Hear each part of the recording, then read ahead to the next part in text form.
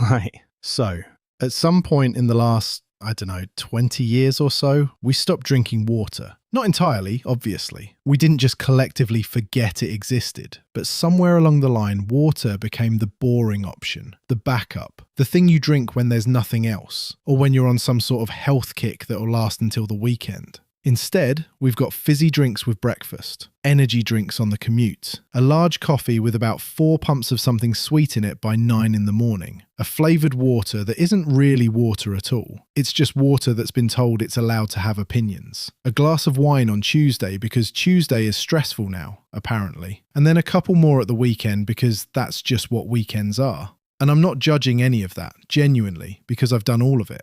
But here's the thing that keeps coming back to me. The thing I find quietly funny and slightly horrifying in equal measure.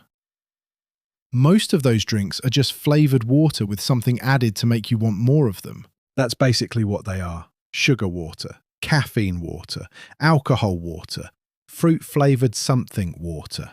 Very clever, very well marketed, mostly designed to make your brain go, yes, more of that, please. And we've got so used to it that plain water now feels like a punishment. Like you've done something wrong and this is your consequence. But your body mostly just wants the actual water. I'm John, by the way. Mid-40s, dad of 2 boys, 6 and 9. I have a decent job, a decent life, and a genuinely embarrassing relationship with instant coffee that I'm not going to pretend otherwise. I'm not a nutritionist. I'm not a biohacker. I do not own a continuous glucose monitor, and I'm not about to tell you that seed oils are slowly dissolving your soul. I'm just a man who's been trying to figure out which bits of health are actually simple and which bits are overcomplicated nonsense sold to anxious people. And water, it turns out, is one of the simple bits, painfully, boringly simple, which is probably why nobody's making a documentary about it. What I think about a lot now that I've got kids is habits. Not grand lifestyle overhauls, not transformation, just the small things that quietly become normal. Because my boys are watching how I live, which is both motivating and slightly uncomfortable. And I want them to grow up with sensible defaults, simple rules, stuff that doesn't require willpower every single day, because it's just what you do. And one of those things, maybe the most obvious one, is this. Make water your default drink. Not your only drink, not your religion, just your default. The thing you reach for first, automatically, without thinking, the way most of us currently reach for something with caffeine or sugar in it. Which sounds so obvious, I'm almost embarrassed to be making a video about it. And yet, here we are. Okay, so let's just name what most drinks actually are, because I think it's useful to say it plainly. Tea. Lovely. Hot water with some leaves in it, essentially. A bit of caffeine, nothing terrible. Genuinely fine in reasonable amounts. Coffee, also largely water, also fine. I drink it every day and I will continue to do so until I die, and I'm at peace with that. Herbal teas, water, flavoured water, mostly water, often with sweeteners and marketing budget. Fizzy drinks, sugary water with bubbles and a lot of corporate enthusiasm. Energy drinks. Caffeinated sugary water in a can designed to look exciting and aimed squarely at people who are 22 and can still get away with it. Alcohol. Fermented sugary water that also makes you temporarily forget you're tired and have a mortgage. None of this is intended as moral commentary. I genuinely enjoy coffee. I'll have a beer or a glass of wine and not feel remotely guilty about it. Tea is one of the great inventions. The point is not that these things are evil. The point is that most of us have quietly reclassified them as essentials and demoted water to a supporting role it should never have lost. I'm not saying never enjoy them. I'm saying they should probably be treats, not defaults. Treats, not defaults. Because there is a difference, and the difference matters more than it seems. When a treat becomes a default, you don't even enjoy it properly anymore. You're just maintaining a baseline. You're having the second or third coffee not because it's pleasurable, but because without it your head starts doing something unpleasant. You're having the fizzy drink not because you actually wanted it, but because your body has been quietly trained to expect sugar around this time and is now filing a complaint.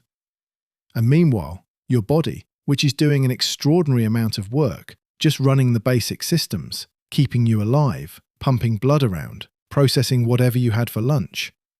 That body is largely made of water, runs on water, and would genuinely function better if you gave it more of it. Stay with me, because this is where it gets less obvious. Most of the things people complain about, the 2 o'clock energy slump, the headache that appears from nowhere, the feeling of being vaguely foggy all afternoon, the weird hunger that shows up an hour after a meal, these things are often, not always, but often, just mild dehydration. Not dramatic dehydration, not crawling through a desert dehydration, just you haven't had enough water today dehydration, which, for a lot of men, is most days. And I know that sounds almost too boring to be true, but I've had enough mornings where I've drunk 2 glasses of water before my first coffee and felt genuinely clearer by 9 than I used to feel at 11 to take it seriously now. Your joints work better, your concentration holds longer, your sleep is better, your recovery from exercise is better, your skin, though I appreciate that might not be the selling point for most of the people watching this, is better. Your body works better when it has what it actually needs.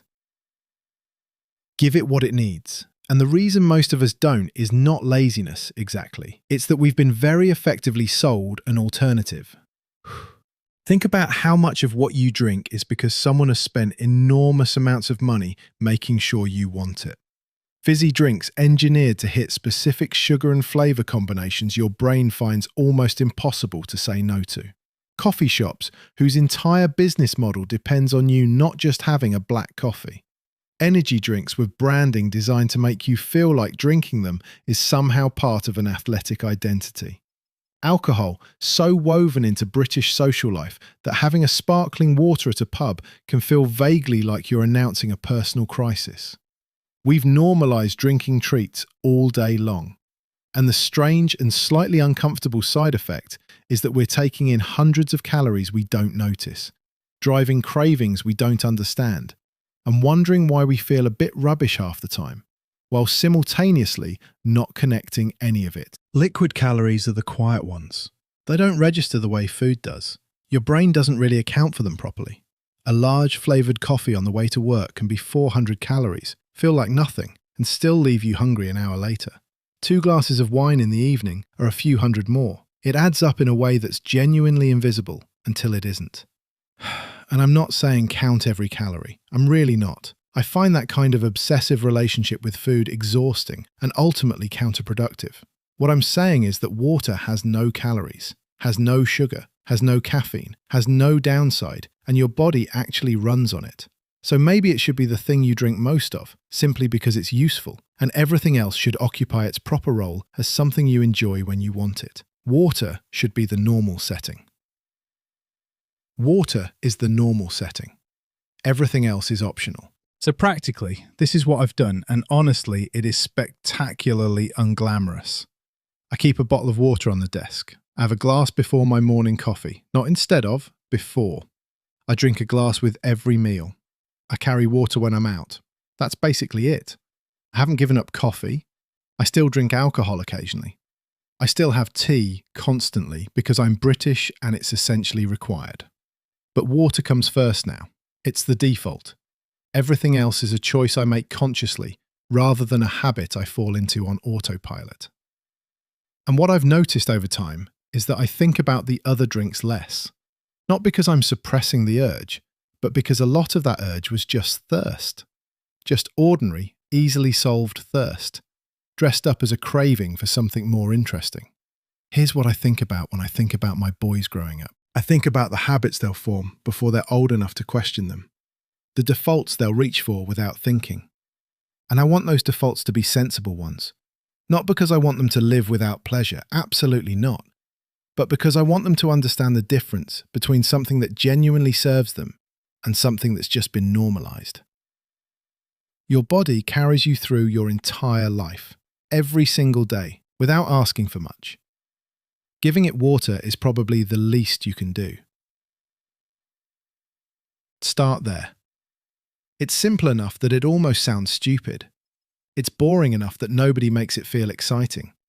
And it's exactly the kind of small, ordinary, barely noticeable habit that quietly makes you feel a bit better than you did before. Which, when you're my age, is not nothing.